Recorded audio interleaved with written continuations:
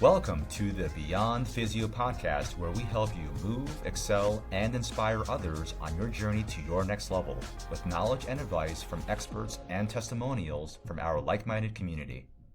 Dr. Zach, it's been such a great pleasure getting to know you since our last meeting. And I love that we have been running parallel lives professionally. Both of us are into running. Both of us are treating the running population. Both of us have families. Both of us have a high respect for the armed forces, and you have actually served in the Navy, which I really respect. But let's go into how it all started, where you wanted to get into physical therapy. So my first experience with physical therapy was actually a facial injury, which looking back is pretty wild because it's not the stereotypical injury. When I was in high school, I had a shard of metal that hit my face pretty hard while working on a piece of equipment. And I ended up having to get facial surgery to get it removed because it was embedded in the bone. Yeah, it was pretty wild. Wow. And they sent me to PT for scar tissue mobilization. Like that, I was only in there for 2 or 3 visits. Yeah. But the PT that I had was absolutely fantastic and did a really good job. There was some ultrasound involved, but this was 25, 30 years ago. So we didn't really have a ton of research, but he was doing a lot of exercise, therapeutic exercise with a lot of his patients. And while I was there, I was able to still observe like every other PT has done when they went through their orthopedic injury. Amazing. To see what PT really looks like. And I was like, man, they're doing a lot of really cool stuff in here. And there's a lot of other people my age, younger people, but then also some older people, that kind of thing. And that was my exposure. And really didn't think about it much for a long time. I went into the Navy, and the Navy gives you the opportunity to sit around and think a whole lot when you're standing on watch. So there's a lot of pondering while I was in for the 6 years, and I really wasn't sure what I wanted to do with my life. That's a big reason why I ended up in the Navy. And for the longest time, I wanted to be a vet growing up, but So that's so funny you say that. That's crazy. I was like all into animals as a kid. That's funny you say that. I'm still into critters, love all the critters, but I ended up working at a vet for 2.5 years while I was in high school, basically picking up dog poop the whole time. So you lose a little bit of your passion when you have to do that. And so I was wayward there for a while, and I got into the Navy. I started getting about halfway through. I started taking college courses, but still didn't have a direction yet. So the last couple of years, I did all the aptitude tests and the attitude tests and explored a lot of different realms because it really felt like I could go any direction. I felt confident in multiple directions, but PT kept popping up on all these lists. Like it was always in the top 3, if not the number 1 of all these tests that I was taking. And for some reason, lawyer kept popping up, and I was like, not a chance. So we see the value, though. Actually. Right. Oh, yeah, for sure. I can definitely get into a good fight. Oh, yeah. But that wasn't anything I was interested in. So I narrowed it down to biomedical engineering, finance, and physical therapy. And I looked up biomed and saw organic chem, and I ran away because I really suck at chemistry, and it's just so hard. That wasn't my strength either. Yeah. Absolute kryptonite. So then I actually ended up getting out and doing my undergraduate in finance as basically a test drive. And I was really good at it. I saw the value, but I absolutely hated being stuck behind a computer and an Excel spreadsheet for 10 hours. Yeah, that could be. Even in undergrad working on projects, I would be stuck for 8 hours. I'm not even getting paid for it. So I was like, not a chance. I want to do this for long term. Did a lot of observation hours as soon as I got out of the Navy, like 100, 150 plus. And I actually ended up going back to that PT that I worked with. No way. And he was not using ultrasound anymore. So that was great. But he, even knowing what I know now, he really was a fantastic therapist and constantly trying to improve and improving others around him. That's what kind of helped me find the passion for it. And even as a tech, I genuinely love just being in the clinic, talking to patients, doing the little things to help them get better. And I saw the value. Again, fast forward, I got to the end of undergrad, and I even started applying for finance jobs, and I was doing more observation hours. But when I did that second round of observation hours, I refound that passion, and I knew that's what I wanted to do. That's funny. It's funny. You reminded me, Zach, when I was taking, I guess, the Myers-Briggs test and, what's your professional aptitude? And on 2 occasions, florists came up. I'm like, I don't even like flowers. It's just such a weird thing. It was funny. It just reminded me of funny there. But that's where things were very interesting. That being said, let's go into how you went from physical therapy and then migrated specifically into working with runners. Way back, going back into the Navy again, not one of my absolute best friend in the whole world is a runner. And at the time, I was in very good shape, and he was in pretty good shape too, but he was 30 pounds heavier, a couple inches taller, and he could go crush a half marathon without even like really struggling with it, not Oh, getting wow. injured. That's And I was good. like, this doesn't make any sense. Yeah. Like, how can he do it and I not? So That's right. it's a little bit of a Oh, yeah. competition. Yeah. And we ended up, he talked me into a 5K, and I really enjoyed it. I think it's a way that adults can find that level of competition that they look for Yeah. without the regularity of showing up to a team sport practice, or people being kind of silly and like being way too aggressive in matches and that kind of thing. And my strategy is start at the back of the pack and just pass everyone I the like entire race. So I feel like I'm actually an athlete. So that's what got me into doing the physicality of running.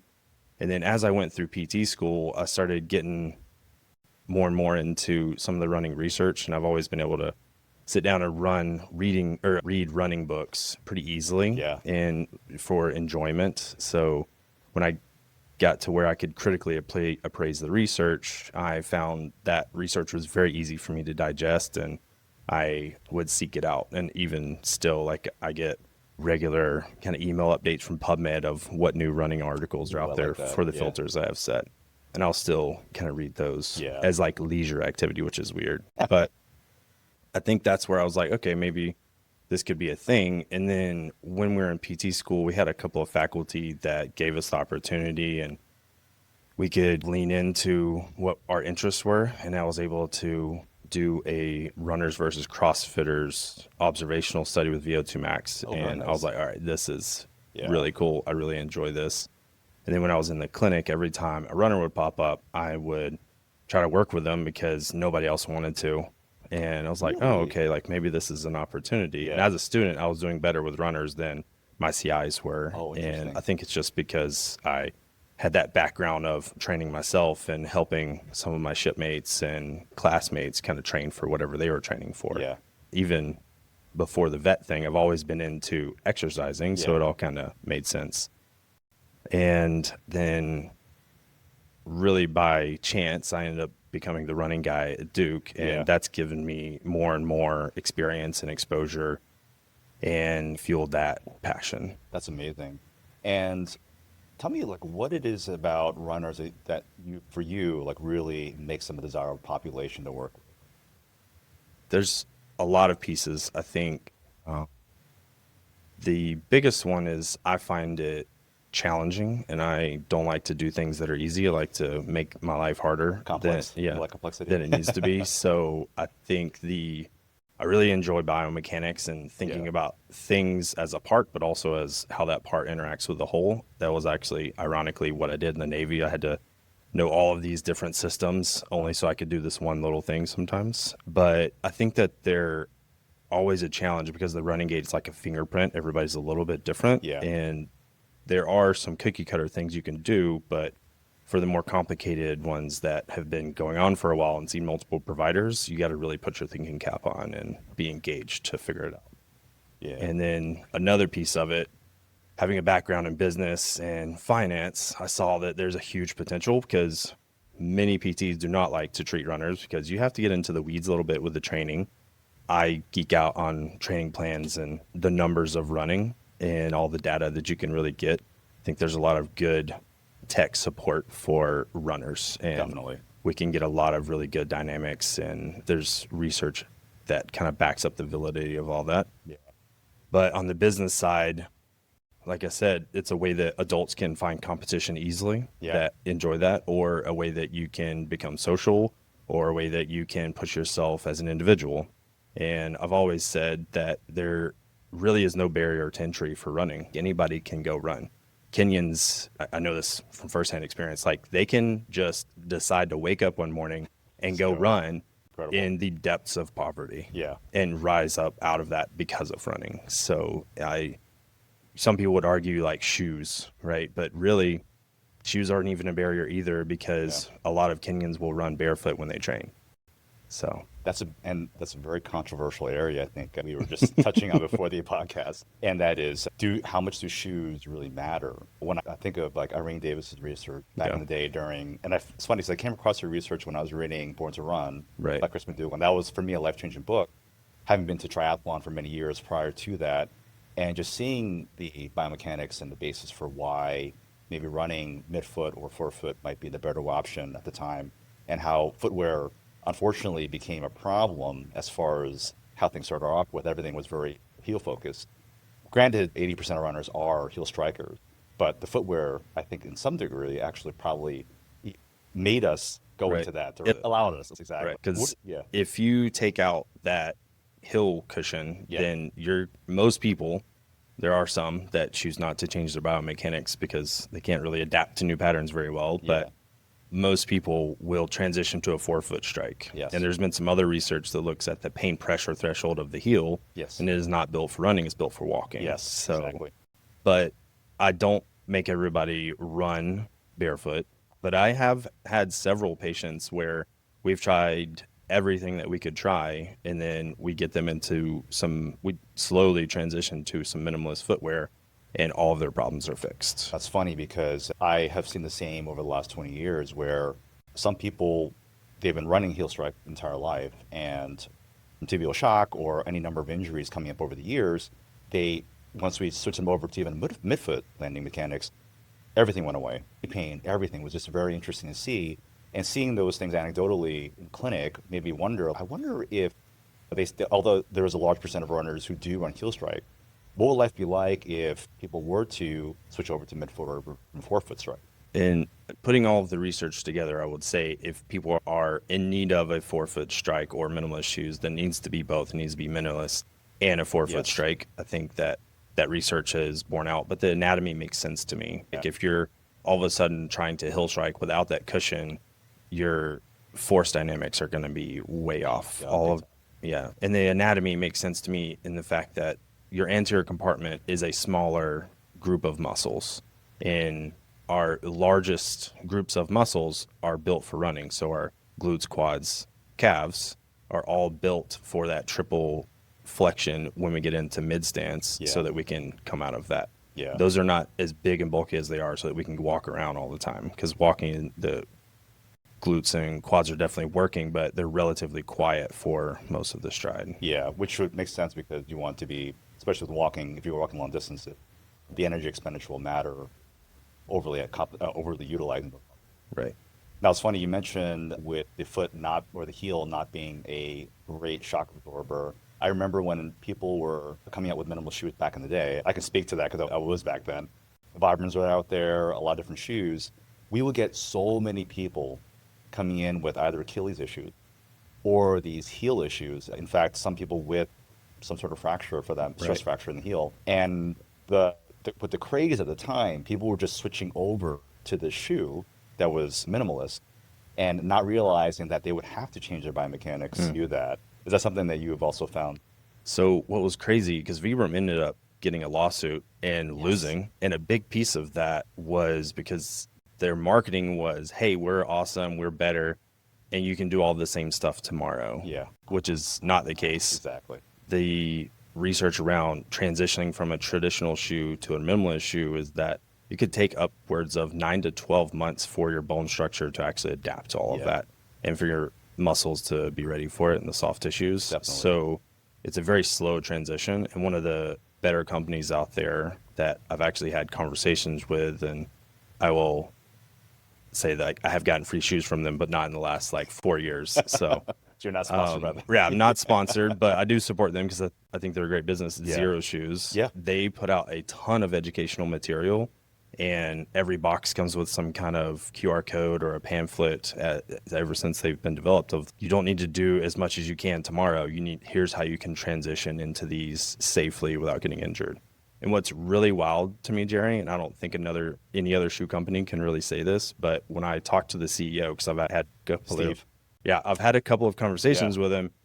At the time, he had sold 500,000 pairs of shoes. 500,000, 500,000. He said that he had not had a single report or review of anyone getting injured at the time. That's amazing. which is crazy. It to is me. crazy, yeah. Like that, the sheer numbers don't make any sense. Granted, Yeah. like he's obviously implicitly biased because it's his company, course. but it was a closed door conversation. And Yeah. I think he trusted me enough that, because I was actually trying to come on as like a PT to try to help Yeah. him out. And because I really believed in what he was doing in his Yeah. company. And he was like, actually, we're good. We don't need you. But so I was like, wow, okay. Like I'm trying to offer free services and you're doing that well. So That's I awesome. thought that was pretty interesting. But yeah, and as a company, I think they're just great because they do good stuff. And the shoes have a warranty, like 5,000-mile warranty, which Yeah. I have used. And Oh. if you don't hit 5,000 miles, then like they'll give you half off for Get another out of pair here. of shoes. That's a So, great yeah. program. Which like Hoka's not doing that.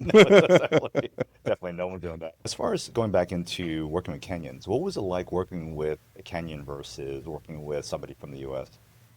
Yeah, so it was pretty awesome. Like I would say is cliche, but it truly was life changing. Like Yeah. you really see what the other half of the world operates as. And I was over there with what is the running the race, I think is the mission trip. So it's a sports medicine specific mission trip. Oh, I love that. And that specific trip, we were able to get into a couple of new camps that they had been trying to get into.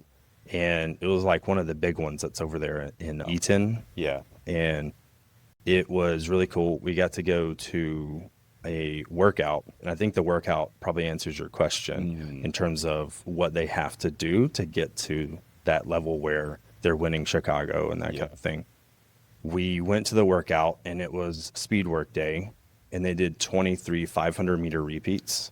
And the Wow. goal time was 1 minute 30 seconds, which is pretty crazy. That's really What's crazy. wild is they were dialed in, all of them, and the women and the men were running together. The women were only 5 seconds slower. Oh my God. And they literally were running like this perfect little train. They were in sync and they all dialed in to 1 minute 30, if not maybe 1 minute 29. Not a single person went over 1:30.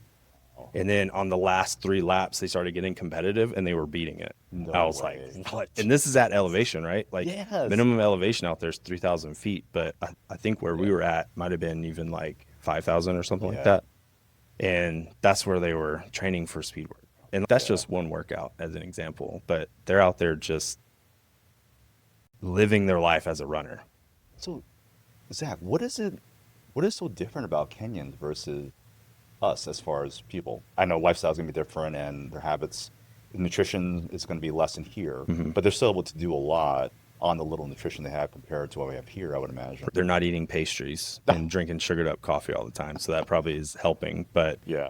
I think a big piece of endurance running is your mentality around it. And over there, for a lot of the runners, like if you're a runner and you're doing all of that training, that means that you're not something else that produces revenue.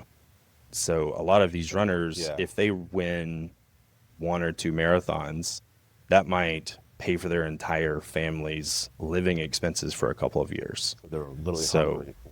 That drive. But then if they go out and they lose, their family, in some cases, like, why are you doing this? We could have you on the farm, proverbial farm, or some other profession, making an actual wage that's more regular and has cash flow. Wow. So if they lose, there's a lot at risk. And if they win, there's a lot of reward. So a lot of people I've heard say like they're running from poverty. And I'm not talking about just Kenyans, but several countries like that where the average wage is pretty low and the opportunities for income are less available to them. Wow. Yeah. That's crazy.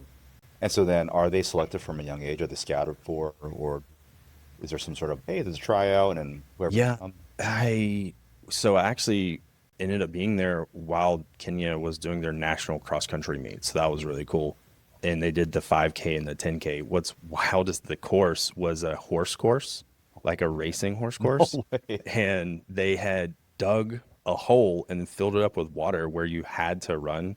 And all of them ran with shoes wet basically the entire time. And the grass was at least 6 inches high, if not 8 inches high. You gotta be. And they were still crushing. Like, I think the first probably 20 or 30 people were all sub 15 5Ks, and the 10Ks were all under. I think there was only like 5 people that didn't finish under like 31 minutes. Yeah. So, Wow. and those were definitely, it was basically just juniors and seniors was the only age category, which is also wild because there were like 12-year-olds competing with 18-year-olds. So I do think that Wow. there is some kind of selection based off of like county and locality. They do try to find those runners Yeah. as early as they can, or if there's interest, they try to push themselves to that. But sometimes it's getting to the competition. Like, how do you get there? Because they don't have a car or a bike, and you're in the country and there's no roads. Like, a lot of these people are like walking it in and busing it in, that kind of thing, just to Wow. make it to a competition. So. It's pretty amazing, actually. So it's a very different kind of drive for why they're actually doing this. Yeah, and I think having purpose, Yeah. when you're running a marathon, will absolutely make you run a little faster. 100%. Yeah. Yeah. Let's dive into running technique, because something that you and I both subscribe to, and as far as seeing the value of it, I know that there are naysayers out there saying that you are how you are, you're going to run how you've always been, but I feel like there are, and from my own experience and from yours too, that there are definite common issues that we see, that when you have somebody coming in with an issue, whether it's Achilles, knee, hip, whatever it is, that when those deviations are corrected, there's either a change in performance and or a change in how they feel when they run, to the point where the injury can be mitigated. I think it's wild that people say we can't change any human movement. What are we doing as physical therapists literally every day? Like, how can we say that we can't change someone's running when we can change literally every other motor pattern that exists? Right. So I absolutely and strongly and fervently disagree that we can't change the running gait. Early in my career, I was actually against trying to mess with the running gait, because I do think that there are a lot of reflexes and a lot of natural processes to make us as efficient as possible. Yeah. But I went to a course by Doug Adams, and he actually wasn't there. All of his other people were, but they posed that question: should you intervene, and should you intervene earlier or later? And I was in the later bucket. And when you, again, talking about the numbers of running, this is thousands of repetitions. So if we can make one small change, we can actually affect it pretty quickly and maybe give them more benefit earlier on. Yeah. So that one question, I think, changed my mentality. So now what we try to practice at Duke as part of the onboarding into the running medicine program is the first visit, we're just getting a really good history. But then second visit, we're looking at their gait and we're trying to modify it with some kind of cue or drill to get them going. Because if we can, let's say you're only running 3 miles 3 days a week, that's about 18,000 steps, right? And if we only have a one-sided injury, that's 9,000 repetitions that we could affect with one small change. So we can, and I've had several where we give them one cue and all of their pain is gone right there. Yeah. So why not mess with the gait? Exactly. Yeah. And it's funny, and for any of our audience out there, if you've been through our system, you know that we do really value making sure that your running form is not what is impeding you from the kind of success you want to get to, and also from the kind of injuries that you've had in the past that might have been caused by how you run. And so with what Dr. Zach and I are talking about today, it's, hey, you know what? Your running form is one piece of the pie, and there are other things that might have been a result as to why you're having these issues that you're having. But the running form is really critical in finding out if this is what's been contributing to how you've been having these issues or plateaus in performance for year on end. And it goes both ways. Like, sometimes it is the gait, but sometimes just the requisite strength of what we know is normative then may influence your ability to do that gait. But I think it can compound where as we work on strength and we work on gait, those things that we need to get up to the normative values can get there a little faster. For sure. What do you think for you personally, Zach, maybe the one or two gait patterns that you see the most in the clinic that are like, oh man, almost every other runner and their mother are coming in with this particular kind of deviation in the running form? The big ones that we see is definitely an overstride. Overstride in the research is measured a couple of different ways. The 3 ways that I can measure it somewhat objectively, and show to the patient to help them understand what's happening is looking at tibial angle at initial contact when you first hit the ground compared to just a perpendicular line. Ideally, that should be as close to 0 as we can get it. Yeah. The other big number that I look at is knee flexion at initial contact, so how much your knee is bent at initial contact. And if that is 10 or less, that would be a problem and definitely an overstride. And then I just look at how far the heel is in front of a line that I drop under the center of mass. So ideally, with constant velocity, you should only be a couple of inches in front of that or less. And then the other big one is crossover gait. Yeah. And that one is super easy to fix, but the most awkward is what people usually report. But that one immediately can fix a lot of the frontal plane angles. So if we were looking at you from the back, how much your hip drops or how much your ankle dives into pronation, as soon as we fix that crossover, a lot of times those numbers can normalize pretty quickly. And then all of our muscles are in a better position to produce more force. Definitely. So those are the top two, and the two that I try to fix. Overstride is the hardest thing to fix because that's what most people have been doing probably their whole life. Yeah. And going back to shoes, like they allow it and almost encourage it. When you have that nice cushion with a little hill rocker, you can very smoothly roll into that initial contact. But if you take that out, then all of a sudden it's not very smooth anymore. Yeah. So that's when people will start to pull back. And there are times when, if I've done all the drills and given them all the cues and the overstride's still not getting fixed, then we're taking socks and shoes off, getting on the treadmill and just running for a little bit. And 9 times out of 10, people will start to reduce and shorten their stride a little bit or increase cadence, however you want to think about it. And they might transition to a forefoot, or they at least just get rid of as much of that reaching that they're doing. Definitely, yeah. And I agree with you where that narrow base crisscross gait is definitely one of the most awkward fix and also the easiest to fix. Right. Yeah. And people often feel, oh my God, I feel like I'm just running like a cowboy when it's only like an inch. That's actually what I say is, if you don't feel like John Wayne, then you're probably not doing it right. And that's what I say about a lot of these gait things. Like anytime you change the gait, this is a very natural human movement pattern. So anytime you get out of your comfort zone, you're all of a sudden inefficient. You don't feel good. You don't like it. The higher the level the runner, the less they want to do any of the gait retraining. Definitely. But sometimes it's almost they're the even more important ones to change the gait because they have so many reps that we need to get more and more reps. So definitely, pretty interesting stuff. The other big one that I would say I get is a combo, like either reduced arm swing and or reduced hip extension. I think those kind of go hand in hand. Yeah. And a lot of times I'll give an arm cue of hands to pockets just to get more extension so that we get more hip extension on the contralateral side. That's awesome. Yeah. So those are probably like the top 3 things that I want to fix first, because those are the lowest hanging fruit that will get us in the best position as quick as possible. For sure. Have you ever changed someone's running gait and they ended up feeling worse? Yeah, I think it happens plenty of times. So a lot of times we'll be on the treadmill. I'll have those cues in the chamber that work, and we'll try one, we'll try another one, and they'll keep saying, nope, worse, nope, worse, nope, worse. And then sometimes that will turn into a novel cue for that person if I can identify what I think their problem is and what stage of the gait. But sometimes that turns into us just coming off the treadmill, doing some kind of strength work or a drill and then going back. And I use running in PT. We like to talk about test retest a lot. Yes. And running a lot of times I'll use as my test retest. So we're back and forth off the treadmill probably like 10, 15 times in a session like that. I love it. So we'll do one set of basically everything that comes to my brain in 40 minutes and then go back to the treadmill, try 30 seconds to a minute. And as soon as we find something I feel there's definitely some people in that bucket that are just resistant to believing that they're getting better. 100%. Yeah. So a lot of times if they're like, it's a little bit better, I'll go crazy and celebrate. And, yes, a little bit. Yes. Because the thing with PT is if we can make a little bit and we do that every time, then eventually that's a lot. 100%, So, and that personality, they're like, yeah, okay, whatever, guy. Like, why are you excited about this? So, yeah.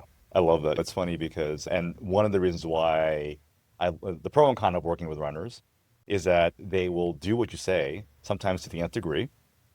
Bad side is that it might take a while for you to change that frame of mind because they've been running, especially like you said, the higher level runners, they've been running this way, running very fast this way. And probably had good success. And probably very good success. So you're saying, hey, so I might get a little worse for a while, is what you're telling me, because I'm changing something. I don't know if I want to risk that right now. Right. And of course, you and I both know that this is where timing matters. If it's 2 weeks before a race, I'm probably not going to change much in their gait until after the race, because this is where it's, listen, let's just try to modify a couple things, but I don't want to change too much because you got to race in 2 weeks and it's not going to make sense right now. I mean, I definitely don't like to reinvent the wheel sometimes, but this was where I had that epiphany when I was in the course.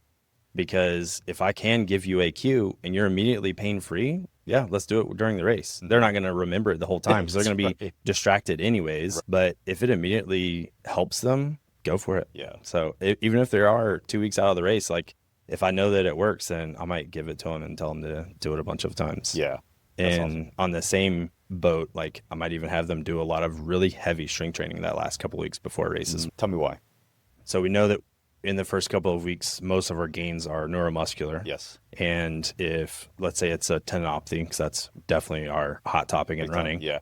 If we can do some heavy loading in that first couple of weeks, a lot of times we can get symptoms under control, and heavy loading is usually analgesic to tendon pain. Yeah. I might have them go ahead and start working on heavy lifting. I'll just have them stop about 4 days out before the race, because we know that delayed onset muscle soreness and muscle recovery after strength work usually takes about 4 to 5 days, depending on how old they are. Let's talk about strength training in runners. I love it. Yeah.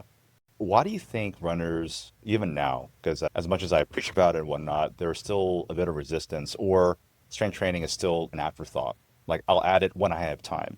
What do you find as for you, maybe the barriers for why runners incorporate it at all? I think the easiest is to talk about higher level runners and then work down. Higher level runners a lot of times have this history of coming up through high school cross country, or they ran in college, something like that. And those areas, I think, are still lacking a lot of the strength work. But I do think in the last 5 years that has gotten better. I think there are a lot more runners coming in that know that they need to do strength work and either have attempted, or they're trying to, or like they don't know how to really do it and build it into the schedule and how heavy to lift.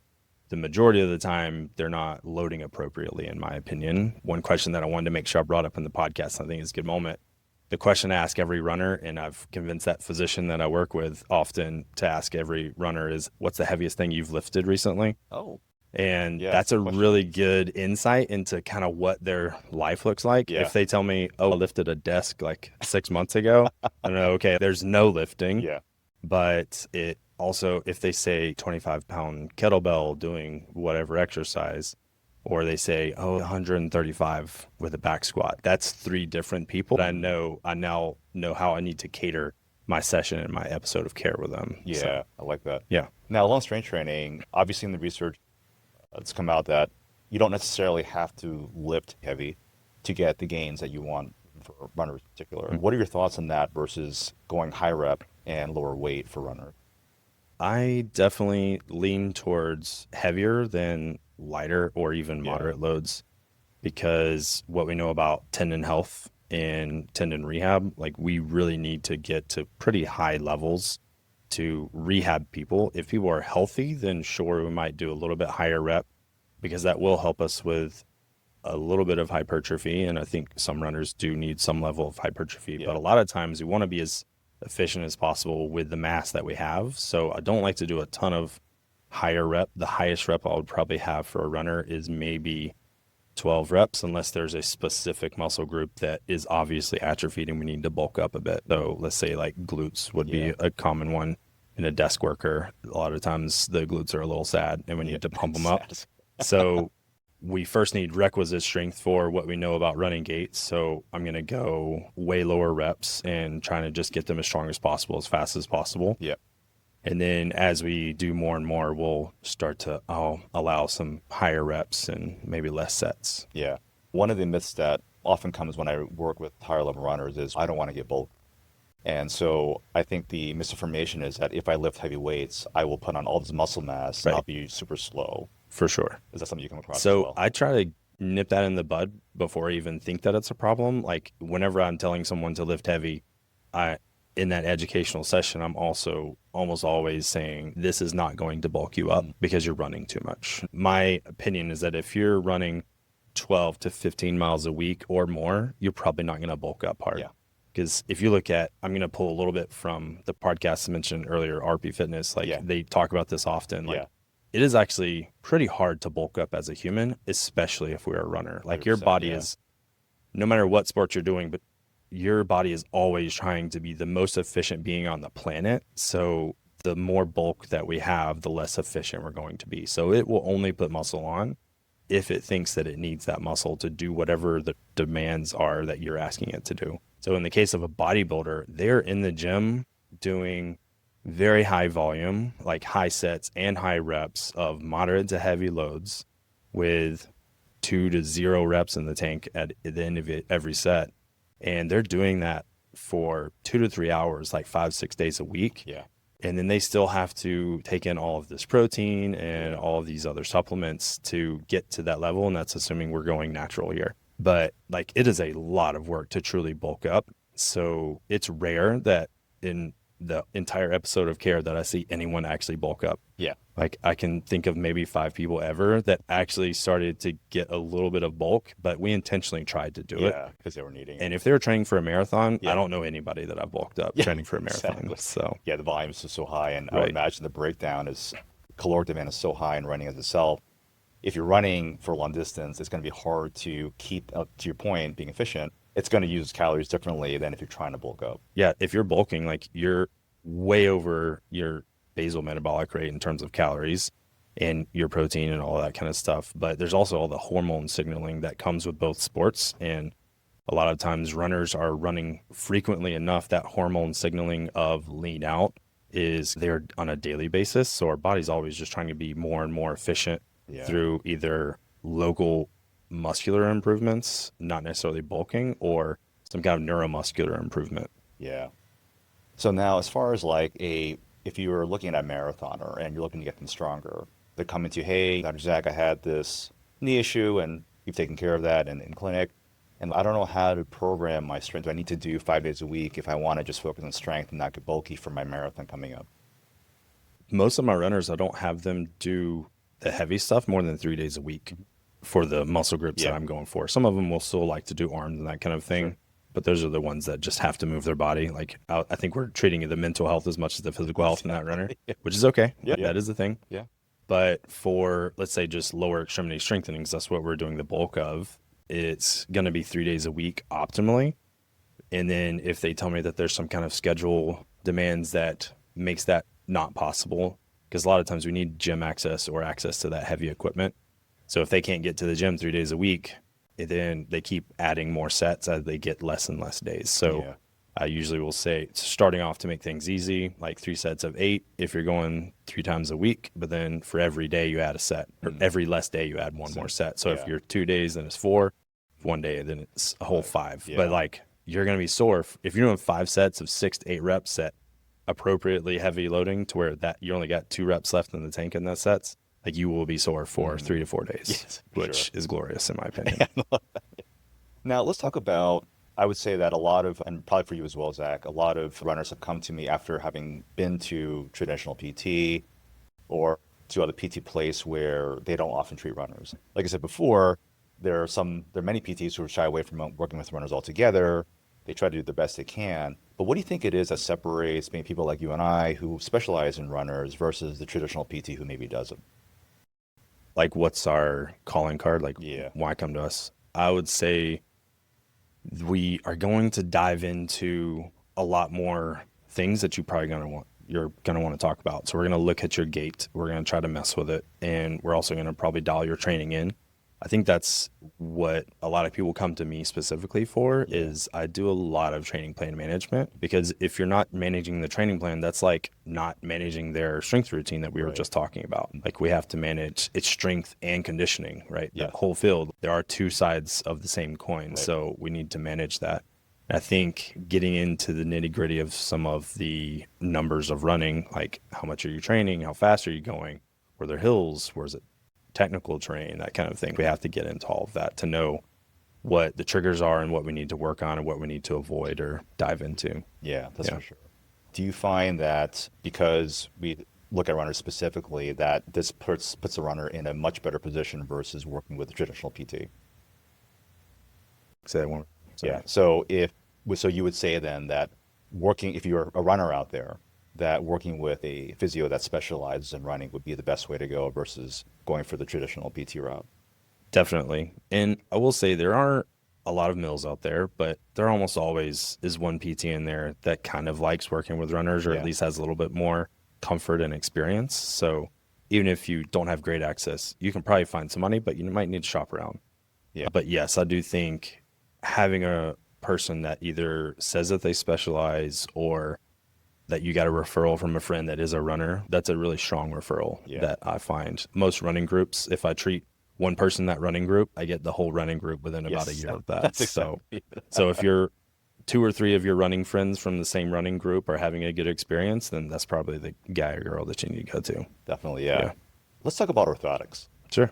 And we talked briefly about before the show that there may be time and place for them, but let's talk about what the research says about orthotics. And this is going to be controversial, and we're not trying to offend any professional out there who specialize in this area, of course, but tell us what we know about orthotics. And I'll also preface it with, we are PTs, so we're reading PT research and maybe some orthopedic surgeon research, but we're not reading a lot of the other research that might be out there.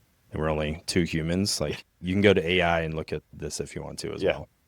So the research that I personally read, which again, I'm biased because of I'm going to select what I want to read, but I think that using orthoses for longer than about 6 weeks to actually manage an active condition is probably not necessary, as the research that's in our realm says.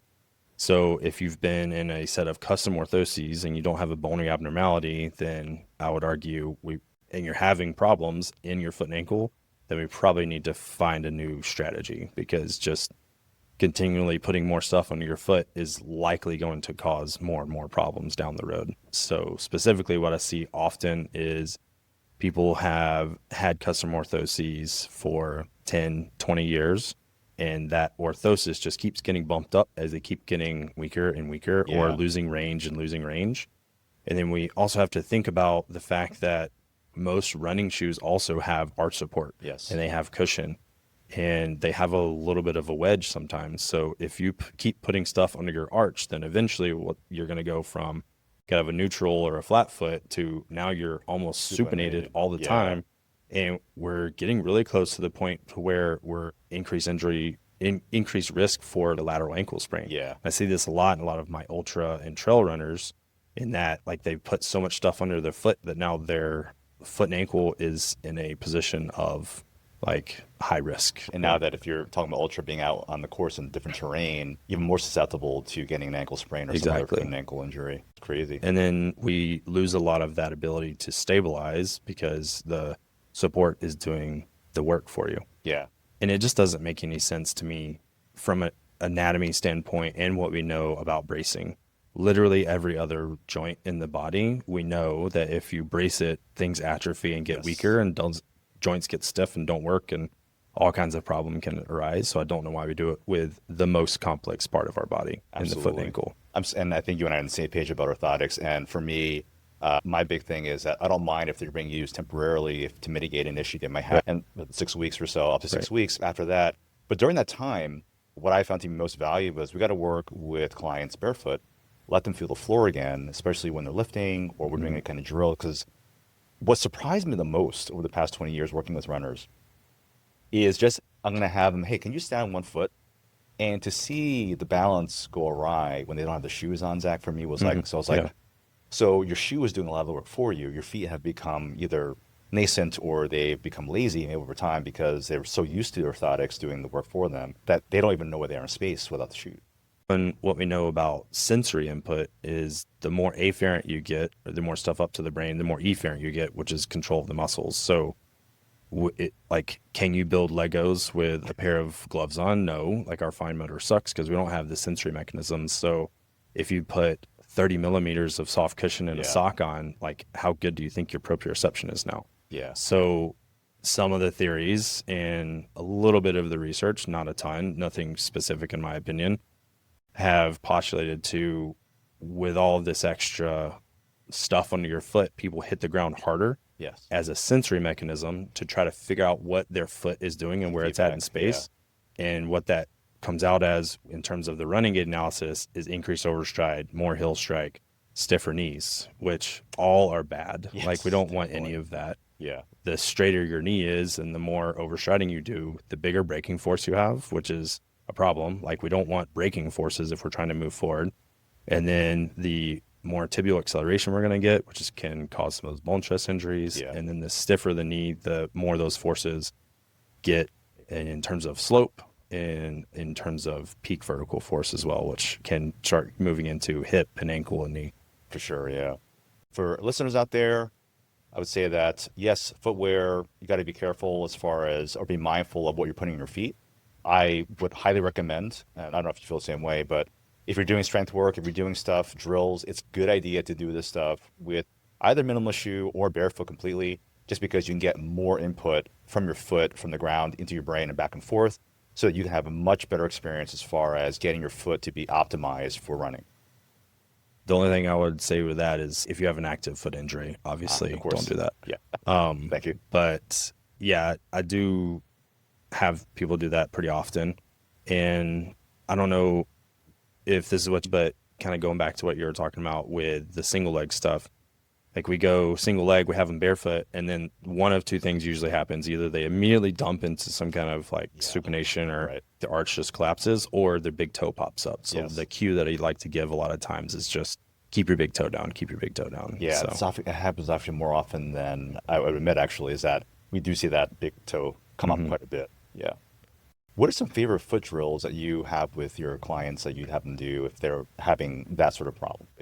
Yeah, one of my PT colleagues is going to cringe at this, but he cringes at half the things I do, so it's okay. Sure, yeah. But big fan of toe yoga, and me too. I don't use it as a way to strengthen. You're not making anything stronger by wiggling your toes. Yeah. That doesn't make any sense. But I do think you're getting a better brain muscle connection. Definitely. So that we can then turn that into something else later on. For sure. And I don't need you to do toe yoga while you're running or anything like that. But that's definitely the starting point. Yeah. And 9 times out of 10, people cannot get the 3 positions. So like big toe up, big toe down, toe spread. Yeah. And a lot of people go into all kinds of compensations trying to do this. Well, what I usually do to educate them on it is your foot is a tripod. So you have to make sure you keep your big toe knuckle down, your little toe knuckle, and your heel down at all times while you're doing this. And then the other big one is for toe spreading, they like to just extend their toes. Yes. And if you just extend your fingers, they naturally spread. Yeah. Your toes do the same thing. Yeah. So I tell them to keep toes on the floor and spread. That way we're getting those abductor muscles in the short foot. Yeah. So a lot of people like the towel scrunches. From my understanding of the anatomy and some research that I've read, that tends to overuse the long flexors, which is not anything we need. A lot of people are overusing long flexors, especially if they've got those calluses on the tips of their toes. So if I see that, then I'm going to be pretty picky about toe yoga and make sure those toes are actually flat on the ground. Yeah. Let's talk about maybe some of the biggest misconceptions that runners have about recovery and performance gains. Can I get into one more exercise? Please, yeah. All right, so that was the beginning stage. Yeah. But then towards the end, like the hardest thing I would probably have anybody do, so this would be like end stage, plantar fascia stuff, sometimes middle of the stage if I'm using it for pain relief, but doing a single leg squat or like a Bulgarian squat with their forefoot, like kind of the metatarsals on a plate hanging off while they do the squat.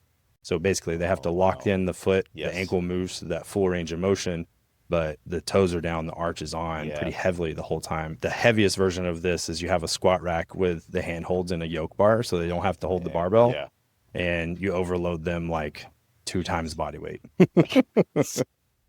But that one has a little bit of research to, not a little bit, it's got like minimal research to back it up, but anecdotally I do find that helps with people's pain pretty acutely for plantar fascia and Achilles. Really? Wow. We'll have to go over that. Let's go into maybe the biggest misconceptions that athletes have about recovery and performance gain. That one's a little tough for runners or all people. Let's say runners in general. Yeah. Because I think that sometimes what happens is I think that rest days and taking time off for a lot of runners, and maybe for a lot of our patients actually who live an active life, think that if I take too much time off, or take any time off, I'm going to lose the gains that I've made from the runs that I did.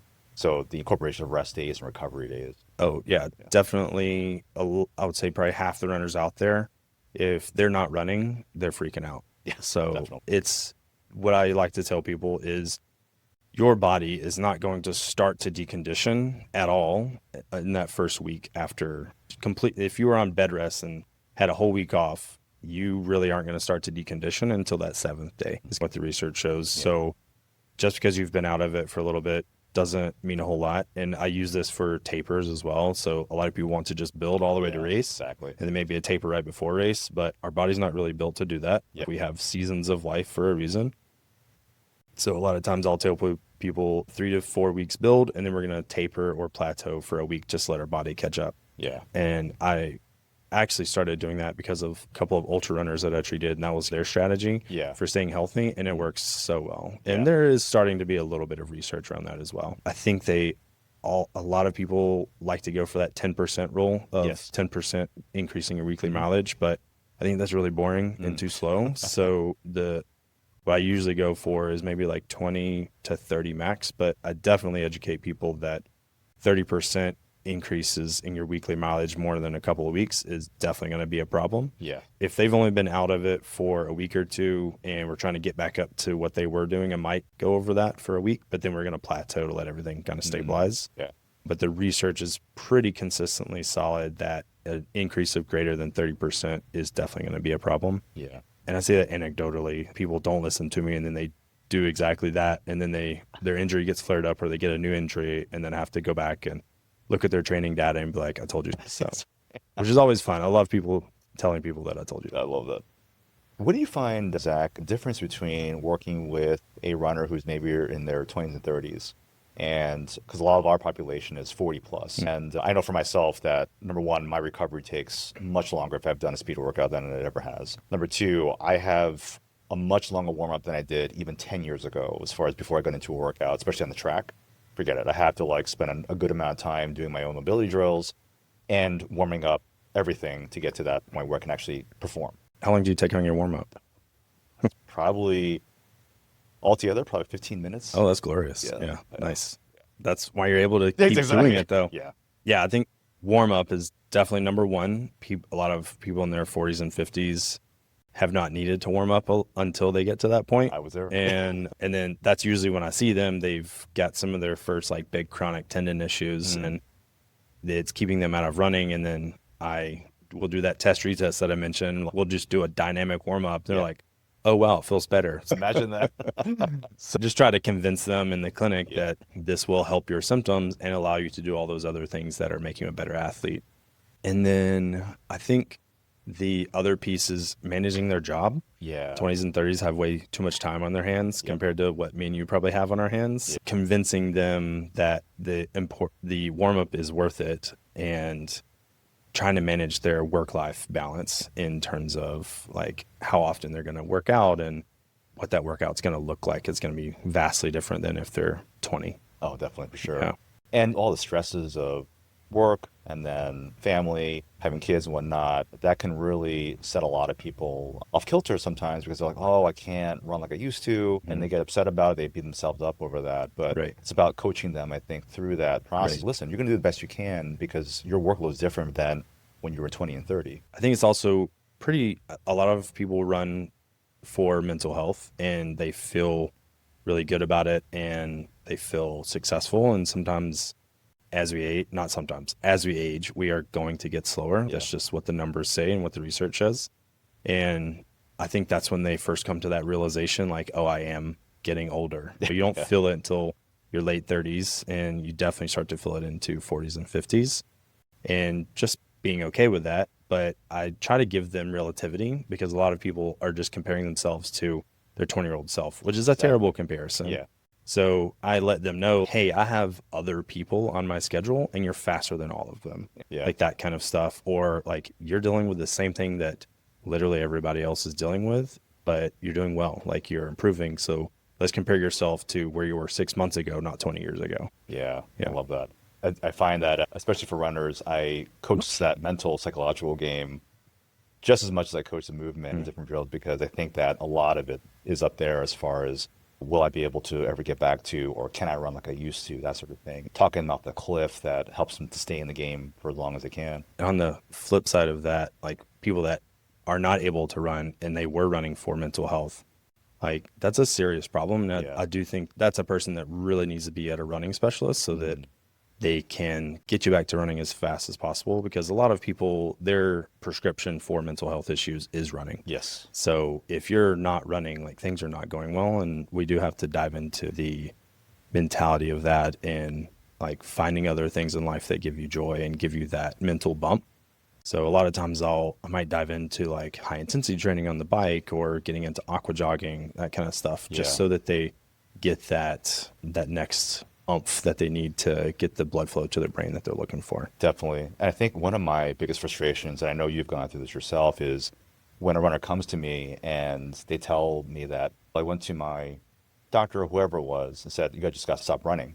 And I'm like, that is not a solution. And it's going to perpetuate the problem, because now you really are going to decondition. Yes. And not just your cardiopulmonary status, but like your tendons are going to get a little stiffer. Exactly. And your muscles aren't going to perform as well. Things are going to be sticky, for lack of a better word. Exactly. Yeah. The only time we really shut people down is bone stress injuries. Yeah. Or if it's so incredibly painful, we're not really sure what's going on. Yeah. There's no reason to push through sharp pain or like really high levels of pain, or any kind of bone stress injury. Yeah. And I would definitely would highlight, like, bone stress injuries, you need lots of time off. And a lot of times people have gotten to that point because they can't push through pain. Yes. Because you've literally driven yourself into fracturing a bone through repetition. It's crazy. So that's in the old karate movies where they're kicking the bamboo. Like, you just keep kicking the bamboo, and like, it's not going to keep getting better. Yeah. Like, you have to actually shut it down, let it rest. And that's about the only thing. Everything else, like, I want people, I might have to dial them in or reduce mileage, but I don't want them to stop. Yeah, definitely. We're on the same page. And also helping people that even now that there's so many options that you can do to keep moving, and other areas that maybe this is an opportunity for you to work on the things that you couldn't work on when you were running all the time. Yeah, the big ones like strength training. You're not running, so let's go ahead and get strong. Yeah. And a lot of runners are probably vomiting at that statement, but it's another thing that you can do, and you can get a lot of really good mental benefit. But one thing I like to tap into with people is sensory processing is a thing. And some people like that impact and just slow kind of rhythmic piece of running, and they don't like compression. So if you don't like compression, you're going to hate weightlifting. But it's vitally important that we get through that. So if you know that you hate weightlifting, then maybe do a little self-reflection. Do you hate a lot of compressive things? Do you like a big hug and really tight? If that makes you feel claustrophobic, then we got some other things we need to work through. That's awesome. So as we end our show here today, a couple of real quick rapid fire questions. What's your favorite shoe to train in for running? I change it up. And that's actually what I recommend to everybody. Yeah. One of the healthiest runners I've ever known has been crushing 70-mile weeks for as long as I've known him. And he's only had like minor aches and pains and really nothing to comment, but he has 23 different pairs of shoes. Wow. So he treats his shoes kind of like a bajillionaire might treat his Ferraris, like, ooh, which one do I want to drive today? Oh, interesting. But he does barefoot training, but he runs in Hoka Cliftons. He runs in everything. Wow. Like zero drop, lot of drop, no drop, that kind of stuff. But he stays super healthy all the time, and he does strength training and all these things. Oh, I love that. So for my personal, I do a lot of minimalist stuff like in zeros, but also really like ultras just because I think that they're comfortable. Yeah. And I might still run in some Brooks and just whatever feels comfortable. Yeah. Whenever I test drive it at the store. Awesome. So I've lately been loving, you've heard Mount to Coast? It's, I guess the Facebook ad got me or something, but I was like, let me just give it a try. And it's been my favorite training shoe of all time. And so I'm like, I think I'm just going to focus on this one right now. I've tried Brooks. What's the like marketing? It's basically, it's I forgot the guy's name. He won Western States, I think it was last year. Oh, nice. I was like, oh, this guy's using it. But I was, because I have a particularly wide toe box, and this really accommodates that. I've tried zeros too, and I love those as well. But yeah, so that's my shoe right now. But that being said, what do you think, and we're going to go into this in a little bit, what do you think is the most underestimated or underrated strength move for runners that they're not doing? Underrated. I would say I'm conflicted between two. One, I can go heavy. One is a little bit more running specific. So I'll start with that one. Yeah. So a single leg deadlift or a single leg Romanian deadlift, however you want to think about it, is probably my favorite because it's the most running specific and it's going to hit a couple of different buckets and muscle performance. Yeah. So it's going to work on your balance, your strength, your range of motion, and your neuromuscular control of the glute in the normal range of motion that needs to get strong. I do change it up with a lot of people. Sometimes I'll go kettlebell in the opposite hand, but a lot of times I'll use cable that you actually have the strongest and longest lever at the top of the motion instead of the bottom. So that's kind of my favorite. And like the end stage on that is single leg on a Bosu, trying to push half your body weight. That's what I strive to get people tough. to. That sounds really tough. The other big one is just a weighted squat. Literally any kind of weighted squat, but as heavy as you can tolerate, with your grip strength being your limiting factor. Ooh, I like that. Yeah. I love that you mentioned single leg, because I think a lot of runners, they often forget that running is a single leg sport. And it is important because we do have differences on both sides as far as strength and whatnot. And so by working each leg separately, you really get different kind of gains versus just always doing double leg. And you'll know what those gaps are too. So a lot of times what I'll do for people just to keep things simple is whichever one is weaker gets an extra set. That way we get a little extra volume that we can sneak in there. A little more TLC. Finally, what do you think, what's one myth about running injuries that you love to debunk, since you have the platform now? What are you thinking? Just so I can... Yeah, so there are a couple of things actually, but when we think about what a myth about running injury, it's that if I do get hurt, I'll never be able to run again. Oh, yeah, there's definitely a lot of, what's the word? Catastrophization. Oh, yes. Catastrophization of people having problems with running. Yeah. Again, this goes back to the mental health side of running. Sure, But it is rare that an injury is so bad that people aren't going to get back to running. Yeah.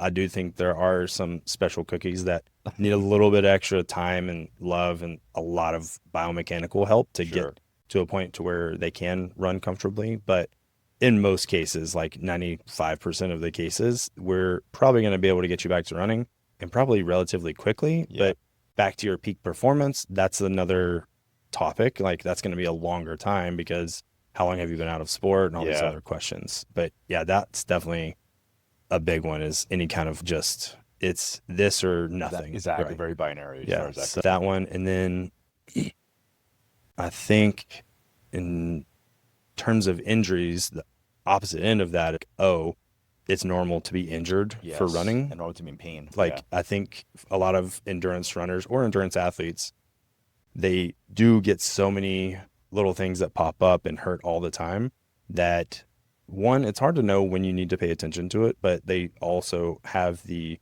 conception that it's normal. And when they talk to all of their friends, they also are telling them that it's normal and that kind of thing. So yes, I will say there are going to be some aches and some sorenesses, but there really shouldn't be a whole lot of pain. Yeah.